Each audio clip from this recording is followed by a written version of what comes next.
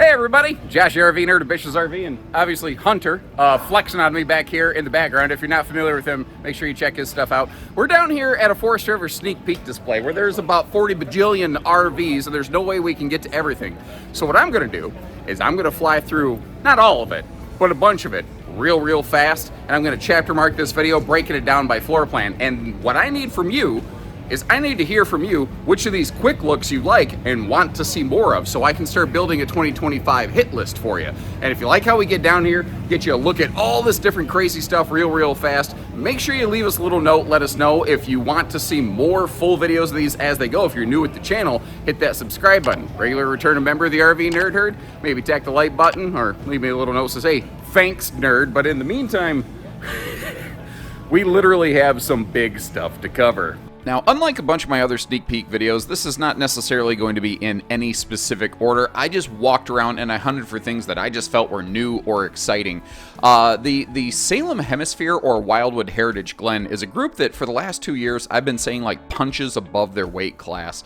They made another set of updates this year, and I'm kind of curious to know what you think. So first of all, in the cabinetry department, they went to this kind of two-tone configuration, and I will tell you, I am not a Martha Stewart home and garden expert. I don't know that it read the best for me, but that's just my stupid opinion. I'm kind of really curious to know what you think about it, but I really love it when they give us those recliners that are like cuddle compliant. Now, this is a floor plan that was originally first pioneered by the Rockwood group, and a bunch of others have kind of jumped into it now by, after that. What's cool about this, though, it's only like, I don't know, 32 foot long, maybe tip to tail, but it gives us a full big middle bedroom with a very impressive private rear bath ensuite. Look at that mirror. The Salem and Wildwood family members have found a way to bring some mega RV smex appeal into a segment that for the longest time it just looked plain vanilla same. And you've either got a big bonus closet or stackable prepped washer dryer. And I love how they threw that extra closet in there, or shelves in there, to really maximize the storage. Moving up into their fifth wheel group here, this is a newer family bunk model. What caught my eye on this was the double power awning. Really, it was kind of a case where if they went with one awning, it would have felt a little small because it would have had to slide just behind the door. But by going with two, yeah, it has a little break in the middle, but man, it really maximizes the space.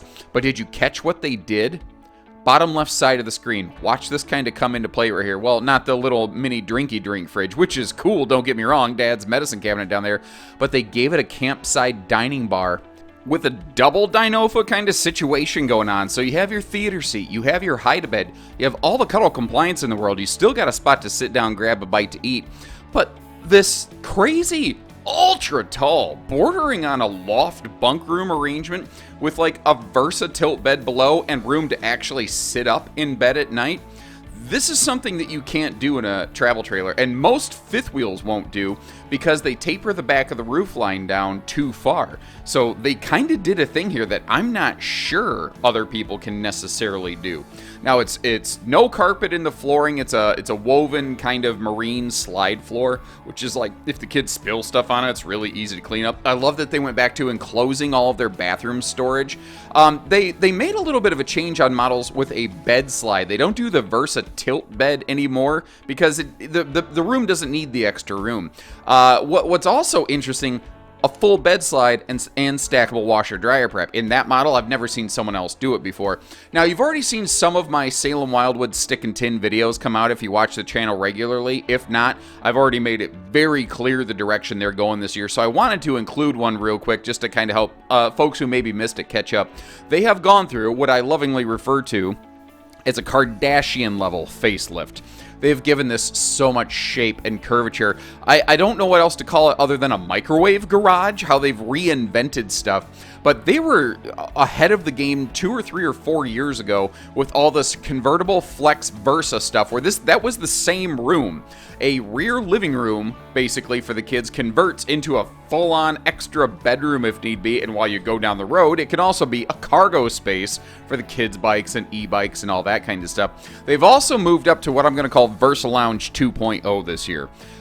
It still can do a lot of different things, but if you want to make it more of a desk arrangement, if you want more of a dining setup, you can do that. That L-shaped sofa, the perpendicular section can pop off, and you can still use the dining area as a 4-person dinette. Not to mention, you now just have a much easier, bigger, fold-down sleeper sofa that can actually fit adults, which most of them don't do. They've also stuck with their basically Olympic Queen versatile beds in their travel trailers, but they've really focused on maximizing windows, giving you all the storage that they possibly could, wherever they possibly could. Now, shifting gears a little bit over here to the FSX cousins to the Salem Wildwood group. They share the Salem Wildwood name, but it's actually slightly different management people. And this floor plan is literally the thing that people said they wanted. Last year, they came out with their 266 bunkhouse, which was the same living room and bedroom. You have this mega campside window. You have awesome kitchen storage, humongous countertop. But the 266 was a bunkhouse. And people said, what if it didn't have bunks? And they said, all right, bet. Check this out. And they busted out a big mega rear bathroom. Usually when a manufacturer takes a bunk room and then converts it into just a bathroom, the RV gets smaller. They said, what if we just went insane over the top giant bathroom in a no slide couples model with just a redonkulous mega lounge in this thing. Now, it does include a floating table you can pull out. That is an Olympic Queen bed up front there, a 66 by 80. And then moving into the single axle member of the family, they updated to the retro kind of, it looks a little smoother skin metal. The platinum package with that amazing fiberglass look also has a full facelift on it. A bit of a wide angle look at this model just to help you gather the space up. I don't usually like doing that, so I like to let you know when we convert over to wide angle mode. They are crushing it on these single axle campers. They actually give us good drawer space, decent counter space for a small camper. They still maintain a big fridge. They give you a fully equipped bathroom where you don't have to like go wash your bathroom hands in the kitchen or anything like that, but giving us things like multiple floor plans with full-on private bedrooms in a single axle camper, complete with central air so you're not hotboxing yourself back there. Incredible window coverage for amazing views and airflow. They are living in the year 3025 with these things, I swear. I'll have a bunch of videos coming up. But an interesting thing, the people that manage FSX also manage Ozark.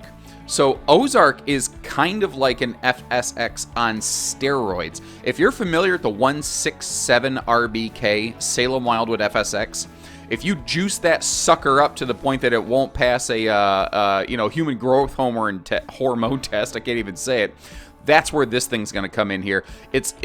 I almost forgot it's a single axle camper. When you get inside, this does not feel at all like a single axle camper, but the weights are well within. What shocked me, and I don't even know if it makes sense. I don't even know if I love it. But what they did here, they gave us a dual sink single axle camper. And I was a little confused by that, but the fellow that manages the Ozark brand, he said, listen, I'm not going to win that war. My wife told me that if I don't make a camper that has 2 sinks, she's not going camping with me. So he literally made that specifically for her. But they're getting really interesting and creative now. They're kind of ignoring the normal rules of travel trailers, the Ozark family, and they're really inventing their own set of rules. Again, focusing on big bathrooms, crazy creative storage, massive campsite window coverage. And that was one of the first times I've ever seen the Ozark kind of mega lounge that folds into a sleeper in a super slide to really open up the space. But these are 7 foot tall. So kind of like we saw in that one fifth wheel, having a virtual wraparound loft in a travel trailer, not truly a loft, but close, and having all that potential sleeping and or seating space, it was wild. I did not expect it. And you've already seen where it has 2 or 3 of these little miniature, like, pull-out kind of easy pantries. But look at this noise, Batman.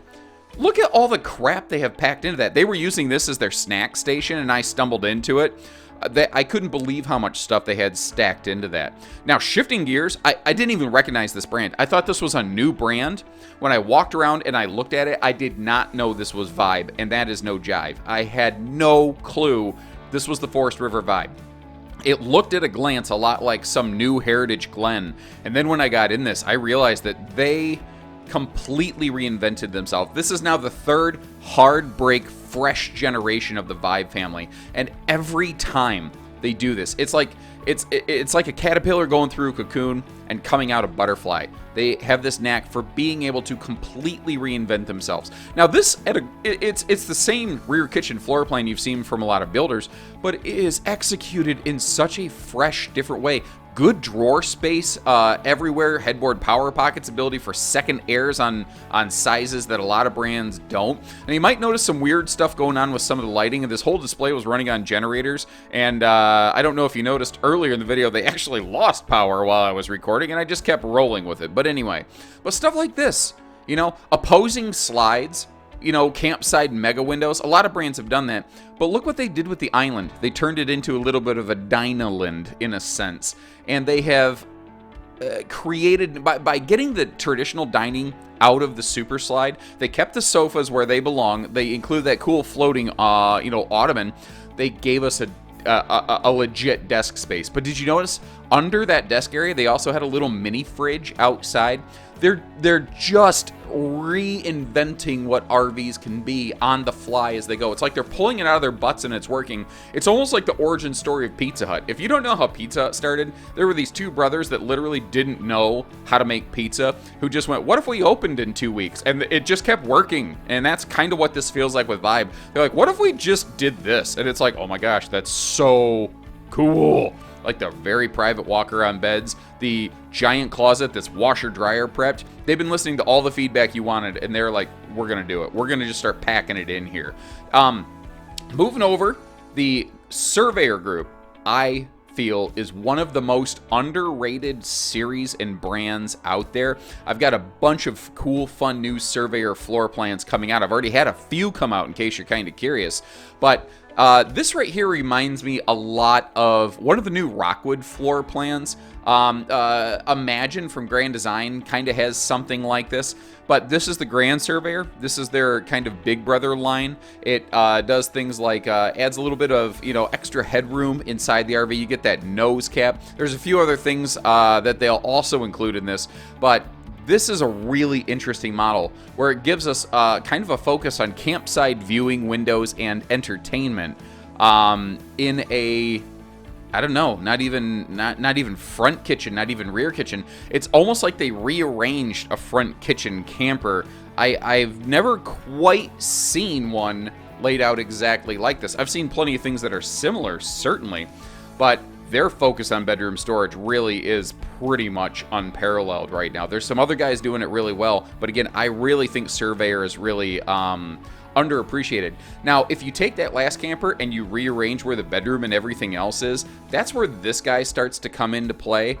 This is back to a more traditional front kitchen, but again, they found a way to do it somehow different. And I know I sound like a broken record. I keep saying that, but that's what's really impressing me. For the longest time, a lot of your Forest River groups and subsidiaries, they all look the same, felt the same, read the same, and you can almost not even tell that they're even slightly related anymore. Like it almost, you don't even realize Vibe is actually almost an extended member of the Wildwood family. Did you notice that Surveyor adopted that bigger vent fan in the bathroom that we're looking at right here? Like Heritage Glen, Vibe, Surveyor, these things used to all look so similar, and they all look so different now, and they have so many different floor plans. And I've been waiting for this one to come out here. Last year, Nobo and Ibex, which are basically the same thing, they're an extended member of the RPod family, which is an extended member of the Surveyor family.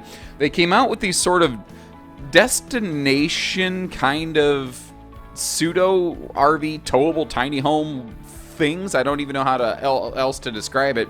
They kind of have their own thing going on here, but this is the one I was looking forward to. The other floor plans I don't know that I liked. This one, if I had a lake site, I could absolutely see myself parking this sucker. What's really interesting about this, these are all electric. Now they do some things I really love, like they have space for like washers and dryers and big bathrooms. The one thing I don't love on these, if you notice, they put windows overlooking the sink instead of mirrors. Other than that, I can give them a pass. I think I would have to put some kind of mirror in there though. But they're extra tall, they're heavy, they're awkward, they're not made for towing. If you're just gonna get it somewhere and park it though, this thing is awesome. And what I love about this one, they actually put some slides in these. All these little pretend tiny home builders, they're all straight no slides, which is cool. There's benefits to that. But by re-implementing a couple slides, giving you a better bedroom, a better kitchen, a better living room, for me, it's all the difference, and it's all worth it. And I don't know that you can necessarily overload that rear deck, but I also don't want you towing that thing down the road with cargo. So great little like storage space for e-bikes while you're parked. Sorry, Ibex. Ibex and Nobo, if you weren't aware, they're sisters. They're basically the same thing. Right there, we just looked at that ultra amazing independent, they call it beast mode suspension package, that Kurt trailing arm suspension system. It is categorically superior to any other travel trailer suspension on the market for my money today. And what they did here is a very popular floor plan that a lot of different builders make, but again, this thing will tow and go better. You have 400 watts of solar, 2,000 watt inverter, better suspension, albeit optional, tank heaters, taller ceiling. You have a thicker roof deck, a thicker floor deck. You have a centralized vacuum system. They pack so many features onto this that you can't see, that no one else in this class or category is doing consistently or regularly, and they do it standard. This is another one of those brands that I kind of scoffed at initially, but once I got to know them, I kind of fell in love with them. Now, quick note, I broke out like a separate Rockwood sneak peek. I may already have that video out, I'm not sure. I have so much going on, I can't keep track of it all right now. But the reason I did that is because they're one of the few like sub-brands within Forest River that like has a full lineup, literally from pop-ups to fifth wheels and everything in between in the towable RV world. So they're gonna have their own kind of sneak peek video. In the meantime, let me know what you saw today, what you want to see in full video form, what you want to learn more about, and I'll do my best to make it happen. I can't always get to everything, but I will certainly try. So, if you like what we're doing, you appreciate seeing all these things, hit that subscribe button, and obviously, there's some very cool, very fun stuff coming around the horizon. So take care, stay safe, have fun, and happy camping, everyone.